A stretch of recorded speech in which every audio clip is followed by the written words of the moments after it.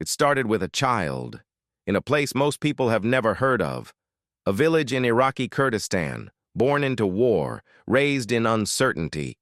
His name was Dadvan Yousuf. He was just 3 years old when his family made the decision, the kind of decision no one wants to make, to leave everything, their home, their language, their memories, in search of something better. They were fleeing Saddam Hussein's regime, seeking safety, a second chance. They crossed borders under pressure, traveled by night, passed through refugee checkpoints, until finally, they reached Switzerland. It was safe, but it wasn't easy. They were placed in shared housing, 6 people in a cramped apartment, 1 bathroom, thin walls, few belongings. His father worked whatever jobs he could get, washing dishes, moving boxes, cleaning streets. His mother stayed home with the children, trying to give them normalcy in a place that didn't feel like home. Dadvan remembered nights spent listening to his parents speak in hushed voices, counting out what little money they had. He learned early, money was power. Money decided what you ate, how warm you stayed in winter, how much your life could move forward, or stay stuck. He didn't speak the language well. He was shy, small, but he was observant, always watching, always wondering. Other kids chased soccer balls. He chased answers. He read constantly, at the public library, old books, magazines, whatever he could find. He was 10 when he stumbled across a strange word on the internet, Bitcoin. He had no idea what it meant. So he kept reading, digging deeper. It wasn't just a digital coin. It was a new system, a kind of money that didn't require a bank, didn't ask permission. It was borderless, decentralized, free. And for a refugee child, that idea hit like lightning. He didn't know how to code. He didn't understand encryption, but he understood this. Nobody could take it away from you. That meant something. So, he made a decision. He sold his old toys, saved his allowance, skipped ice cream. Eventually, he scraped together a little over 200 euros. He used it to buy his first Bitcoin. He was 11 years old. His teachers thought he was eccentric. His classmates teased him. Even his parents didn't understand. What is this online money? You need to focus on school. But Dadvan didn't care. He kept going, kept saving, kept learning. He didn't tell anyone how much he had, didn't think anyone would believe him anyway. By 2012, he had quietly amassed 1,000 BTC, bought for around 11 euros each. Total investment, just over 11,000 euros. Still, the world wasn't paying attention. Most people thought Bitcoin was a joke, magic internet money, a passing phase. But for Dadvan, it was a lifeline, a door into a world where rules were different, and he was holding the key. By the time he turned 16, Dadvan was no longer just a curious kid. He was a young man with a secret digital fortune. 1,000 Bitcoin sat untouched in his wallet, quiet, dormant. It wasn't worth much at first. But then came the headlines. 2013, Bitcoin crossed $1,000. For a few brief days, that teenager, a refugee just a few years removed from food stamps, was technically a millionaire. But Dadvan didn't spend a single euro. He didn't cash out, didn't even brag, because he knew something most people didn't. Markets move fast, but ideas move the world. Then the crash came. Hard. Bitcoin fell to the 200s. The world moved on. Headlines disappeared. Speculators called it dead. But Dadvan stayed. He didn't panic, didn't flinch. He just kept learning. He knew he wasn't playing a short game. He was building a bridge, one block at a time. And that's when he discovered Ethereum. Bitcoin had opened his eyes, but Ethereum opened his imagination. It wasn't just currency, it was infrastructure, a decentralized world computer, a platform where code could replace contracts, where people could build unstoppable apps, where value could move without banks, borders, or bureaucracy. In 2016, Ethereum was still raw, volatile, unproven. But Dadvan saw something in it.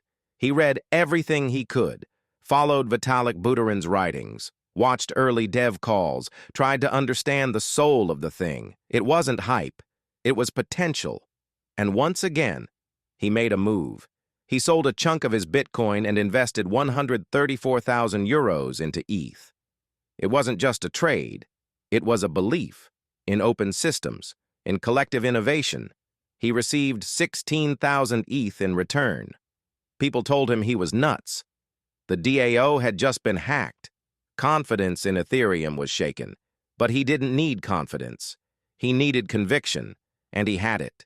He didn't post on forums, didn't join pump groups, didn't even tell his friends. He just waited. 2017, ETH broke 300. 2019, builders returned. 2020 to 2021, the explosion. Ethereum hit $4,000. DeFi boomed. NFTs exploded. And his 134,000 euro investment was now worth over $60 million just from ETH. His Bitcoin, also worth millions.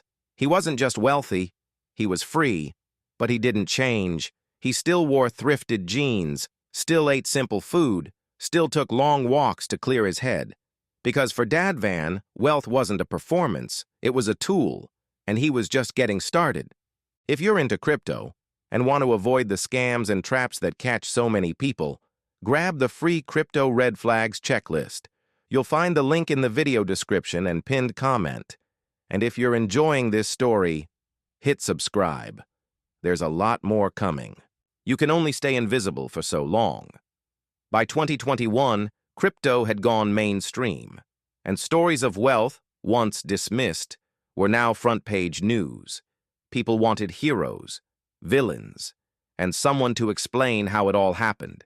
Most of the names were loud: venture capitalists, meme traders, Silicon Valley insiders.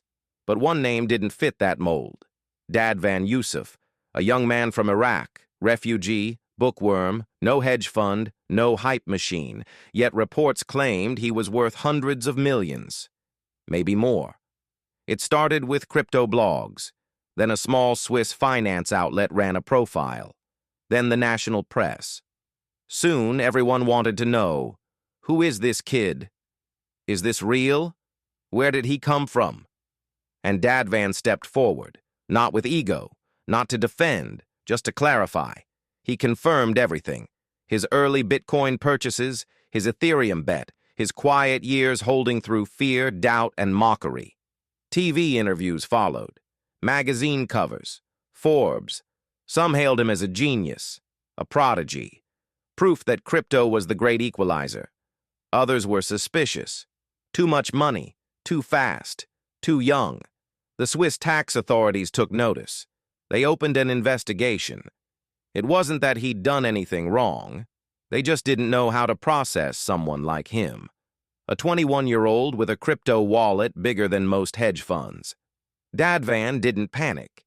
He hired a legal team, filed all documentation, went through the process, patiently, transparently.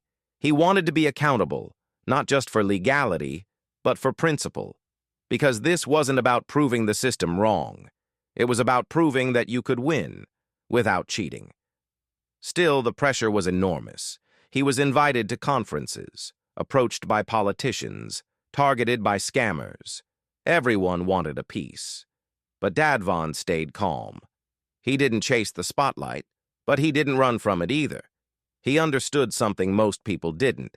Visibility is power, but it's also a responsibility. He used it to talk about education, access, sovereignty. He told his story not as a how-to guide, but as a possibility, a living reminder that one good decision, held long enough, could rewrite everything. Through it all, he still took the train, still read philosophy at night, still walked the same streets he'd grown up on, because fame fades, but character doesn't. And for Dadvan, the real work was only beginning. Some people make millions and disappear. Others turn wealth into spectacle. But Dadvan Yousuf saw his fortune differently. He didn't view it as a reward. He viewed it as a responsibility. He remembered his childhood, the shared beds, the silent dinners. the feeling of being forgotten. So the first thing he did was go home. He paid off his parents' debts, bought them a modest house, nothing flashy but full of light. He helped his younger siblings go to university, set up funds for relatives still struggling. But he didn't stop at family. In 2021, he launched Dorni, a crypto education platform with a simple goal: to give people access to financial tools, access to real education, access to a new mindset. He believed crypto wasn't just about getting rich, it was about empowerment. So Dorni offered courses, tutorials, and insights, free of hype, free of paywalls, free of manipulation. Dadvan also began donating, quietly, carefully, to causes he believed in: scholarships for refugees, tech programs in underfunded schools, mental health resources for teens navigating the digital world. He didn't announce most of it. He didn't need to. His impact wasn't measured in retweets. It was measured in lives touched. He kept his lifestyle simple. No Lamborghini, no yacht, no mansion in Dubai, still wore plain sneakers, still used a flip phone, still met friends for tea in quiet cafes. "I don't need more things," he once said. "I need more time. Time to read, time to think, time to contribute." In 2024, he climbed Mount Everest, not for fame, but to honor the journey. I had to remember what it means to struggle upward. Today, his net worth is estimated at over $1.4 billion. But wealth isn't what defines him. What defines him is what he's done with it. He turned fortune into purpose, money into momentum. He never asked to be a symbol, but now he is. A symbol of what can happen when belief, patience, and vision are backed by action. And when asked what still drives him, he says this: "The world gave me a million reasons to give up, but I didn't. And now I want to be someone else's reason, to keep going." Stories like this are part of crypto's history, but the risks haven't gone away. If you want to stay sharp and avoid the mistakes others keep making, download the free Crypto Red Flags checklist. It's linked in the description and pinned comment. And if you want more real stories from the wild world of crypto, subscribe to the channel. It really helps us grow.